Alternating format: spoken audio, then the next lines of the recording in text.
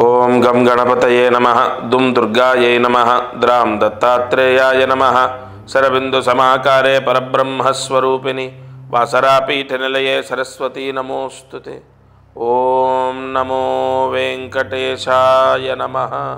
మారుతి అనుగ్రహం ప్రారంభ అక్టోబర్ 8వ తారీఖు ఆశ్వీజ మాసం బుధవారం, అశ్విని నక్షత్రం, పాడ్యమి తిథి, కృష్ణపక్షం. ఇవాళ దీపారాధన. ఈరోజు 3 ఒత్తులు ఒక ఒత్తిగా చేసి కొబ్బరి నూనె వేసి దీపాన్ని వెలిగించండి. అశ్విని నక్షత్రంలో సూర్యాస్తమయంలోపు కొబ్బరి నూనెతో దీపం వెలిగిస్తే వాహన యోగము, వాహన గండాలు తొలగిపోతాయి, వాహన యోగ ప్రాప్తి. ఈ దీపారాధన చేసుకోండి. పొలం పనికి వెళ్తున్నా, చదువుకోవడానికి వెళ్తున్నా, వ్యాపారానికి వెళ్తున్నా, ఉద్యోగానికి వెళ్తున్నా, అసలు ఎక్కడికి వెళ్ళినా మనం బండి వాడడం కన్ఫామ్. అంటే అది 2 వీలర్ కానీ 4 వీలర్ కానీ బస్సు కానీ లారీ కానీ ఏదో ఒకటి ఖచ్చితంగా వాహనంలో ప్రయాణం చేయవలసిందే. Train, aeroplane. ఇవాళ మనం చూస్తుంటే ఎన్నో ప్రమాదాలు జరుగుతున్నాయి. అవేవి జరగకుండా, ప్రమాదం జరిగే చోటికి మనం వెళ్లకుండా ఈ దీపారాధన రక్షిస్తుంది. సూర్యాస్తమయంలోపు ఈ దీపాన్ని వెలిగించండి. ఇక అదృష్టమైశ్వర్యం. జ్యోతిష్యం ప్రతిరోజు అనేక ఛానల్లో, అనేక మాధ్యమాల్లో, పుస్తకాల్లో మనము జ్యోతిష్యాన్ని గురించి వింటుంటాం, చదువుతుంటాం. ఆసక్తిగా మన గురించి కూడా తెలుసుకోవాలని ప్రయత్నిస్తాం. అయితే ఇక్కడ జ్యోతిష్య శాస్త్రంలో సక్సెస్ రేట్ ఎంత?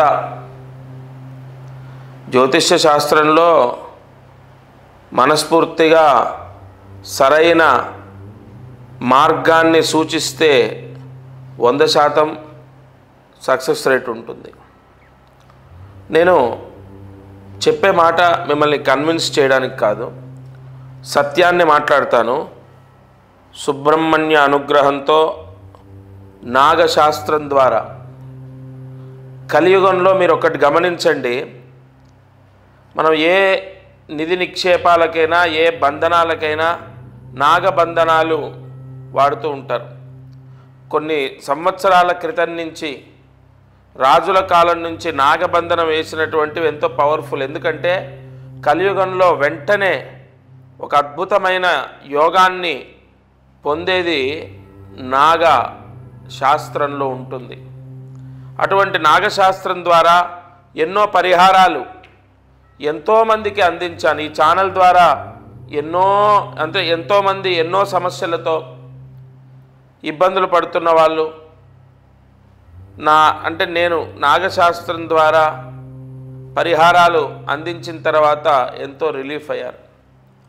నేను కేవలం మనం ఒకసారి తెలుసుకోవడానికి నేను మీకు చదువుతానంటే అన్ని పేర్లు గుర్తుండకపోవచ్చు, నేను రాసుకున్నాను.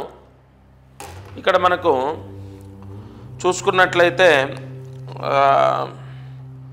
అంటే ఏది సత్యమో అంటే మనకు క్లియర్గా వాళ్ళ డీటెయిల్స్తో సహా ఉన్నాయి.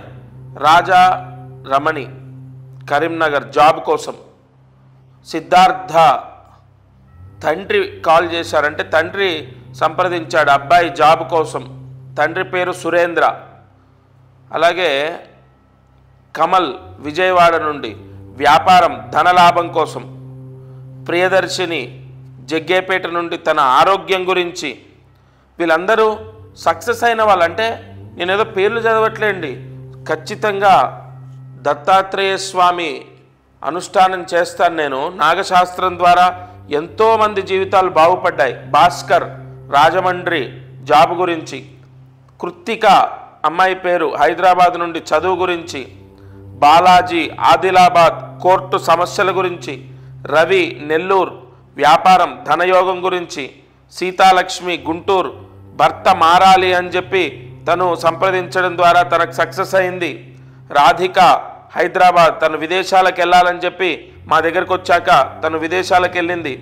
గోపి నల్లగండ్ల హైదరాబాద్లో తను జాబ్ గురించి ఎంతో సఫర్ అవుతూ నన్ను కలవడం జరిగింది. 100% జాబు రావడం జరిగింది.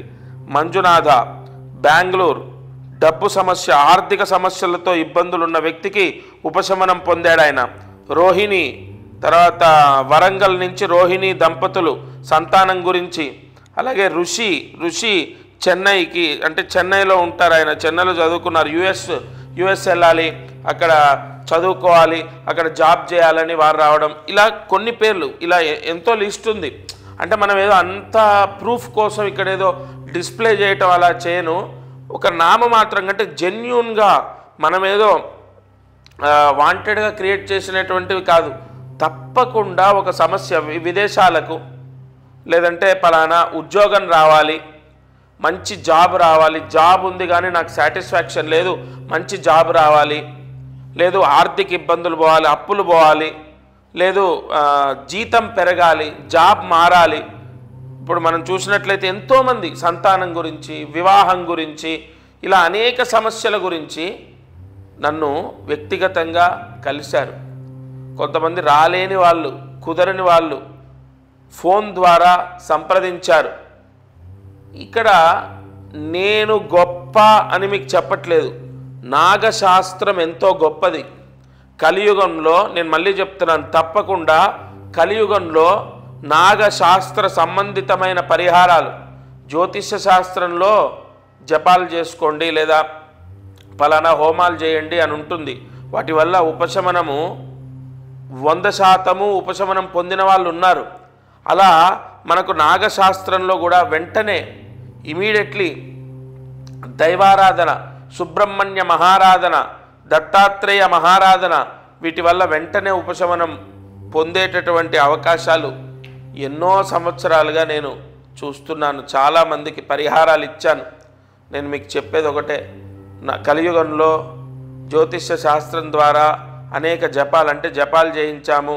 పెళ్లి గురించి, ఉద్యోగం గురించి, సంతానం గురించి, లేదా ఇంకో సమస్య జపాలు చేసినా, హోమాలు చేసినా, ఎన్ని చేసినా కూడా అసలు మార్పు లేదు, ఫలితం లేదు, ఏమాత్రం కూడా మాకు ఉపయోగం లేదు అన్నవాళ్ళు తప్పకుండా నాగశాస్త్రం ద్వారా వెంటనే మీ సమస్య విముక్తి అవుతుంది. మీరు ఫోన్ ద్వారా సంప్రదించవచ్చు లేదా డైరెక్ట్ వచ్చి నన్ను కలవచ్చు. కొంతమందికి ఏంటంటే డేట్ ఆఫ్ బర్త్ లేదు, టైమ్ ఆఫ్ బర్త్ సరిగా తెలియదు, కరెక్ట్ టైం తెలియదండి, డేట్ ఆఫ్ బర్త్ సరిగా తెలియదు అన్న వాళ్ళు కూడా ఏం కంగారు పడద్దు. మీ మొత్తం జాతకము చూసిన తర్వాత వేలిముద్రలు, నాడీ జాతకం, నాడీ కోర్స్ అనేది చేశాను నేను.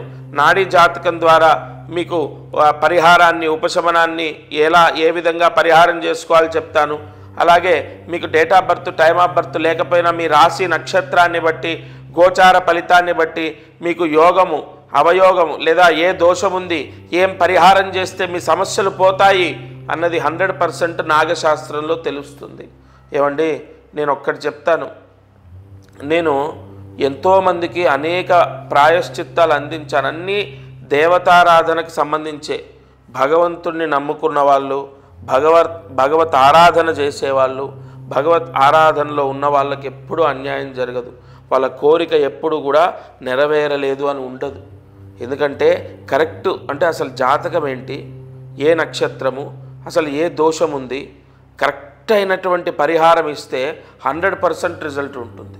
కొంతమందికి ఒక క్షేత్రానికి వెళ్ళండి, అక్కడ నిద్ర చేయండి పలానా నక్షత్రంలో అని చెప్పాను, వాళ్ళ సమస్య పోయింది. ఇంకొంతమందికి పితృపూసలు ఉంటాయి, ఆ పితృపూసలు నేను చెప్పినటువంటి తిథిలో నదిలో వదిలిపెట్టండి, ఆ దోషం పోతుందని చెప్పాను. ఇలా ఎన్నో పరిహారాలు నాగశాస్త్రంలో ఉన్నాయి. కాబట్టి తప్పకుండా మీ జాతకాన్ని చూపించండి, నేను ఇచ్చే పరిహారం చేయండి, అన్ని సమస్యలు పోతాయని నేను మనస్ఫూర్తిగా నమ్ముతున్నాను. మీకు కూడా నమ్మకం ఉంటే ఖచ్చితంగా సంప్రదించండి. ఈరోజు మంత్రం, ఇవాళ మంత్రాన్ని జాగ్రత్తగా రాసుకోండి. ఓం శ్రీం గౌరీం శివం శరణం నమః. ఓం శ్రీం గౌరీం శివం శరణం నమః.